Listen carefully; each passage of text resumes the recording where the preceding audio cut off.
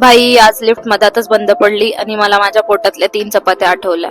So आज सकाळी उठली तर होती, पण बाहेर बघितलं तर सूर्यदादा सुट्टीवर होता. मग म्हटलं चला आपण पण सुट्टी घेऊ, कारण सूर्यच नाही तर नमस्कार कोणाला करणार. आणि डायरेक्ट उठली 8ला, फ्रेश झाली, ऍपल बदाम खाऊन निघाली कॉलेजला. आणि भाई हा हॉस्टेलचा चढ नेहमी फ्री वर्कआउट देतो मला. देन काकूंकडनं टिफिन घेतला, शमीनाताईला पण घेतलं आणि निघाले कॉलेजला. मग मॉर्निंग लेक्चर वगैरे झालं आणि अचानक माझं डोकं दुखायला लागलं. सो म्हटलं रूमवर जाऊ, आणि रूमवर येताच डोकं दुखणं गायब. भाई किती ती नाटकं. मग म्हटलं आता करायचं तरी काय, म्हणून एक्सरसाइज करायचं ठरवलं.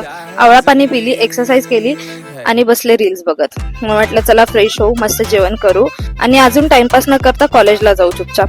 सो पुन्हा कॉलेजला निघाली, शमीनाताईचा टिफिन घेतला आणि कॉलेजला पोहोचल्यावर वरती जायचं तर मधातच लिफ्ट बंद पडली भाई. आणि बंद पडली तर पडली, वरतून धापकन खाली आली.